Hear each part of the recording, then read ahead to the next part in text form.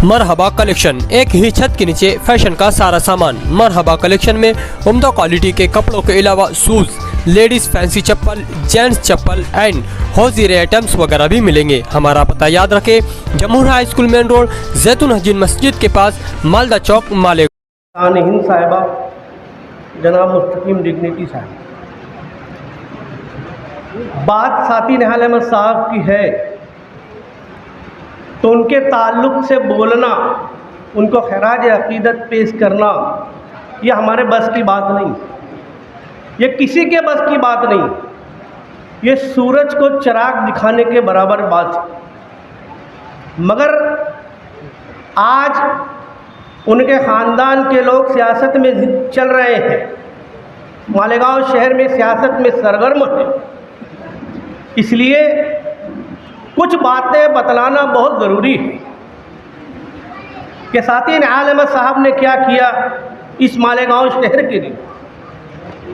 यहाँ पर कुछ बूढ़े लोग 60, 70, 80 साल के भी मैं देख रहा हूँ। मालेगांव शहर आज जितना बड़ा है, जब साथी निहाल अहमद साहब सियासत में थे तो 4 से 5, 6 महल्ले का गांव था। बल्कि उस वक्त तो ये बोला करते थे कि माचिस के खोखे के बराबर ये गांव तक, मिसाल की बात बोली जाती, इतना छोटा गांव था। इस मालेगांव शहर को 90% मुस्लिम आबादी बनाने में, बसाने में, मालेगांव शहर में 144 झोपड़पट्टी बसाने वाला लीडर सिर्फ और सिर्फ हमारे साहब। आज तो कोई एक घर नहीं बना पाता, दूसरों के नाम पर चंदा करके बना देते, कौम का माल बना दो जाकर घर। पूरी बस्ती, पूरा महल्ला 144 झोपड़पट्टी, अगर आज उन झोपड़े वालों ने अपने हिसाब किताब कर लिया, आज की तारीख से पैसा अगर दे दिया तो मालेगांव शहर अमेरिका जैसा बन जाएगा। ये किया साथी निहाल अहमद साहब। मालेगांव शहर में आज तुम 90% से ज़्यादा आबादी, मुस्लिम आबादी का मज़ा ले रहे हो। आज इस फिरका परस्ती के बाद भी तुमको सताया नहीं जाता। आज इतनी बड़ी फिरका परस्ती होने के बाद भी तुम्हारे शहर में कोई नंगा नाच करता है तो यही लोग जवाब देते हैं आज तुम मस्ती में हो। ये सिर्फ साथी निहाल अहमद साहब की देन है जो आज तुम्हारा ये मस्जिदों मीनार का शहर है। ये सिर्फ साथी निहाल अहमद साहब की देन है, किसी मौलवी मौलाना की देन नहीं है। ये मैं जिम्मेदारी से बोलता हूँ।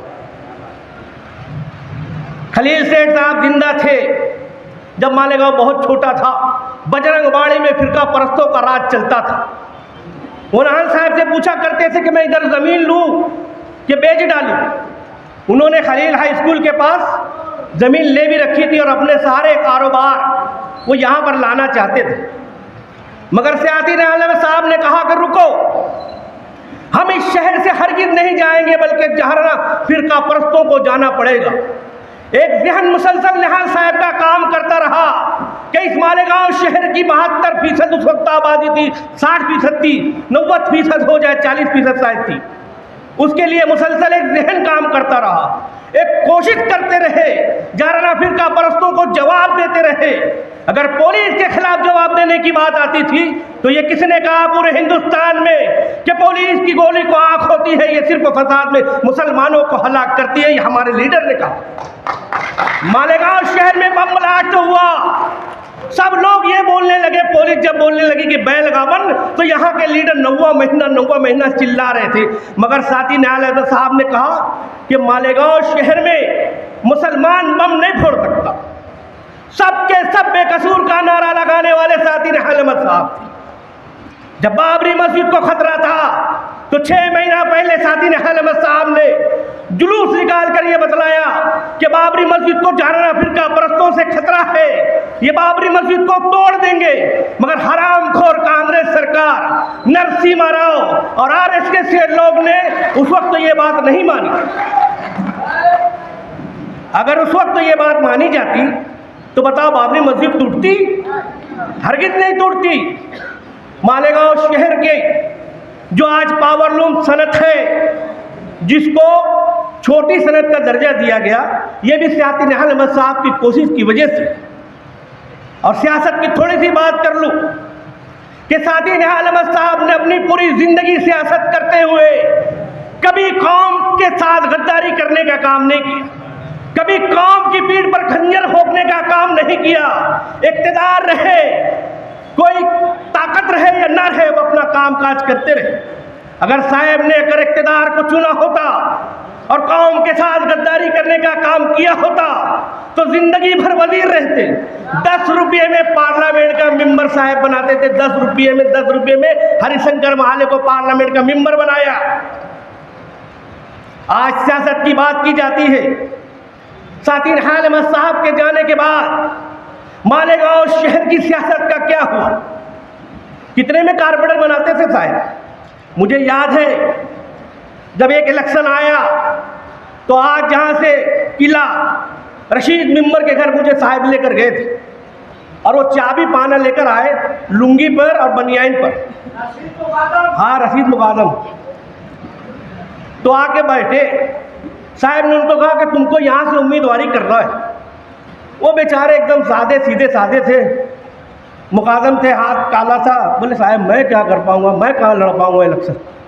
बोले पार्टी तुम्हारी मदद करेगी। चलो उनकी मेंबरी तय हुई। कहीं से पैसा आया, हनीफ साबिर साहब को बुलाए कि ये 7,000 रुपये आया है, अपन ने वादा किया है, चलो उनको चाय पान कर देते कि वर्करों को चाय पान करके टीम खड़ी करो। और उसी 7,000 रुपये में किले से हमारा मेंबर चुना जाता था। आज 40-40, 50-50 लाख रुपए लगता है, तो कहाँ से निकालते होंगे?